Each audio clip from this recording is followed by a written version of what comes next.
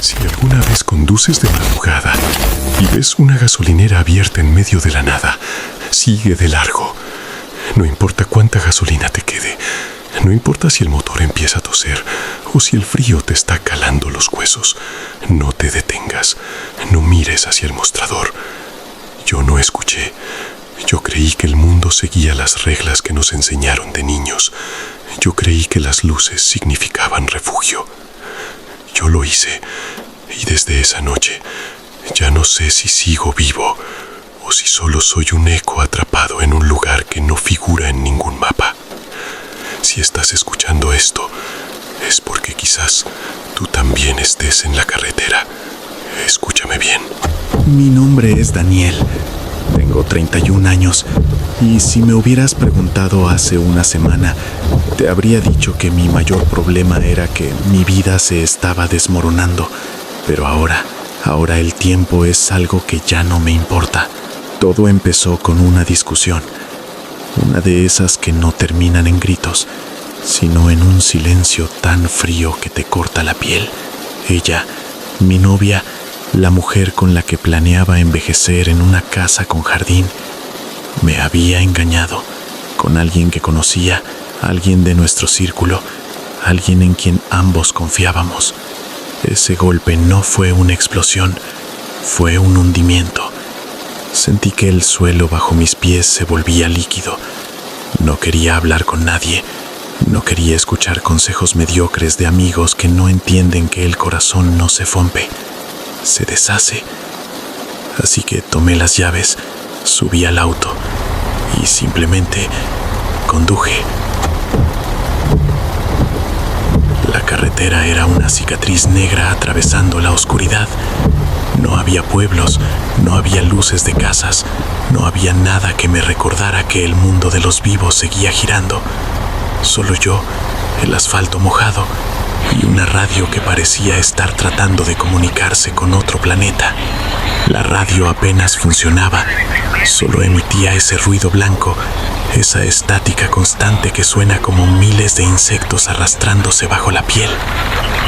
A veces, entre la interferencia, juraría que escuchaba voces, susurros en un idioma que no era español, ni inglés, ni nada que mi mente pudiera procesar, pero lo atribuí al cansancio, al alcohol que había tomado para adormecer el dolor, al agotamiento de conducir horas sin rumbo. Pensé que era normal. Ese fue mi primer error. Pensé que el dolor era lo único extraño en esa noche. Eran casi las 3 de la madrugada, la hora en la que los demonios salen a estirar las piernas. La oscuridad en esa carretera no era la oscuridad de una noche sin luna. Era una oscuridad sólida, una oscuridad que parecía tener peso, que se pegaba al parabrisas como si quisiera entrar. Miraba hacia adelante y solo veía el haz de mis faros cortando el vacío, iluminando gotas de lluvia que caían como lágrimas de un cielo que se había rendido. Me sentía solo, pero no era una soledad tranquila, era una soledad vigilada. Sentía que la carretera no se estaba acabando, sino que se estaba estirando, deformándose. Cada kilómetro que avanzaba, la sensación de que estaba alejándome de la realidad se hacía más fuerte. El mundo real, el de las ciudades, de la gente, de mi traición. Todo parecía un sueño lejano, algo que le ocurrió a otra persona en otro tiempo. Y entonces la vi. Apareció de la nada, sin señales de advertencia, sin curvas previas, sin una luz de ciudad en el horizonte. Simplemente, de un momento a otro, los faros iluminaron un letrero de neón parpadeante, una gasolinera. Las luces de la gasolinera eran de un color amarillo enfermo. No eran luces que te invitaran a entrar. Eran luces que parecían estar luchando por no apagarse, parpadeando con un ritmo irregular, como un corazón con arritmia. No había otros autos, no había rastro de vida, ni un solo camión de carga, ni un viajero con prisa. Solo las bombas de gasolina, de un color rojo descolorido por el tiempo, bajo el cielo negro, Sentí un escalofrío, pero mi cuerpo pedía ayuda. El indicador de combustible estaba en la reserva. El miedo es un sentimiento extraño. A veces se mezcla con la necesidad, y en ese momento mi necesidad de gasolina fue más fuerte que mi instinto de supervivencia. Saqué el celular para mirar el GPS. El brillo de la pantalla me lastimó los ojos. Busqué la ruta, busqué la ciudad más cercana, pero la pantalla solo mostraba una línea gris infinita. El GPS no detectaba satélites, no había señal, no había ubicación. El mapa era un lienzo en blanco, una nada digital que me gritaba que no estaba donde pensaba que estaba. Me acerqué a la bomba. El aire allí era distinto. No era el aire fresco de la montaña, era aire estancado. Entré. El frío me golpeó el rostro, pero no era un frío natural. Era un frío seco, como el de una morgue. El olor, Dios, el olor, era una mezcla insoportable de gasolina pura, caucho quemado y algo más, algo que me revolvió el estómago, un olor a carne vieja, a algo que ha estado encerrado en una caja de plástico bajo el sol durante demasiado tiempo. Caminé hacia el mostrador. La luz del interior parpadeaba, creando sombras que parecían estirarse y encogerse en las paredes. Y allí estaba él, el hombre detrás del mostrador. No se movía. Estaba allí, con las manos apoyadas sobre una superficie de fórmica rayada, con la cabeza ligeramente inclinada. No parpadeaba, ni siquiera parecía respirar. Llevaba un uniforme que alguna vez fue azul, pero que ahora era de un color grisáceo, cubierto de una capa de polvo que parecía parte de su propia piel. Cuando me acerqué, el silencio se volvió tan pesado que me dolía la cabeza. Disculpe, dije. Mi propia voz me sonó extraña, pequeña, como si viniera de muy lejos. Él tardó en responder. No fue un silencio normal. Fue como si su cerebro tuviera que hacer un esfuerzo sobrehumano para procesar que yo estaba allí. Levantó la cabeza lentamente. Sus ojos no tenían ese brillo de vida. Eran dos esferas opacas, como canicas de vidrio gastado. ¿Necesitas algo?, preguntó. Su voz no era una voz, era un sonido que parecía venir de la garganta de alguien que no ha hablado en décadas.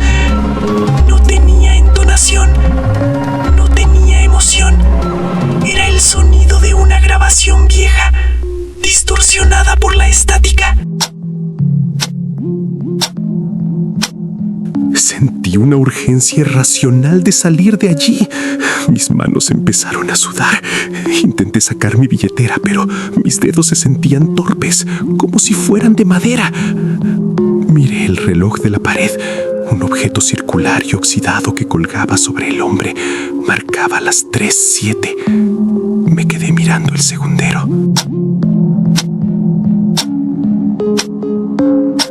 Pasaron 10 segundos, luego 30, luego 1 minuto. El segundero no se movía, estaba atrapado. En ese momento la comprensión me golpeó como un mazo. El tiempo se había detenido. El reloj marcaba las 3:07 y no importaba cuánto mirara, la aguja seguía clavada en ese mismo instante. El aire se volvió más denso. Sentí que la gravedad en esa tienda era mayor, que mis pies se hundían en el suelo. Intenté mirar mi celular de nuevo, solo para confirmar mi locura, pero la pantalla estaba negra. No es que no tuviera batería, es que el dispositivo se sentía muerto, como si la electricidad misma hubiera dejado de existir en ese lugar. Giré la cabeza para salir, pero sentí una mirada. No era la mirada del hombre del mostrador, era algo más. Algo que estaba en las sombras detrás de las estanterías de snacks vencidos. Algo que no tenía forma, pero que tenía una intención de observarme, de estudiarme, de decidir qué hacer conmigo.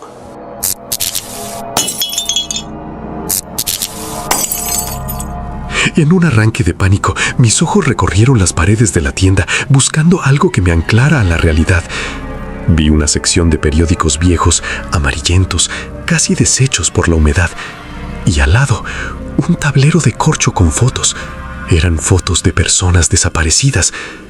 Al principio eran rostros borrosos, fotos de los años 70, 80, niños, ancianos, viajeros, pero a medida que mi vista se aclaraba, el horror empezó a cobrar sentido. Las fotos eran recientes, y entre ellas, entre las fotos de personas que el mundo había olvidado, estaba la mía. Era una foto mía, la misma ropa que llevaba puesta hoy, el mismo rostro de confusión. Pero en la foto, yo no estaba vivo, mis ojos estaban vacíos, y mi piel tenía ese mismo tono grisáceo que el del hombre del mostrador. El hombre detrás del mostrador empezó a sonreír. No fue una sonrisa humana. Su boca se abrió demasiado, más allá de donde la mandíbula debería permitir, revelando hileras de dientes negros y desiguales. Su rostro empezó a derretirse, a perder la estructura, convirtiéndose en una masa de sombras y carne vieja. Las luces de la gasolinera empezaron a fallar violentamente. Y entonces, las voces, miles de voces, no venían de afuera, venían de las paredes, del suelo, de debajo de mis pies. Eran gritos de ayuda, súplicas desesperadas, lamentos de gente que, como yo, se detuvo a cargar gasolina a las 3 de la mañana. Corrí. No miré atrás, no miré al hombre. Solo corrí hacia la puerta de cristal, hacia mi auto, hacia la carretera, hacia cualquier lugar que no fuera esa pesadilla. Pateé la puerta. El cristal no se rompió. Al salir, no sentí el aire frío de la noche. No sentí el asfalto. Cuando crucé el umbral, no llegué a mi auto. No llegué a la carretera. Salí por la puerta trasera de la tienda y volví a entrar por la puerta principal. Me encontré de nuevo frente al mostrador. El hombre seguía allí. El reloj seguía marcando las 3:07. El olor a gasolina y muerte seguía impregnado en mi garganta. Estoy atrapado.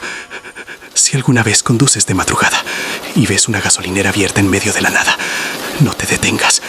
No importa la sed, no importa el miedo, no importa la necesidad, porque si te detienes, podrías terminar siendo tú quien esté ahí, detrás del mostrador, esperando al próximo conductor que cometa el error de buscar refugio en la oscuridad. Y tal vez yo sea yo quien te esté esperando a ti.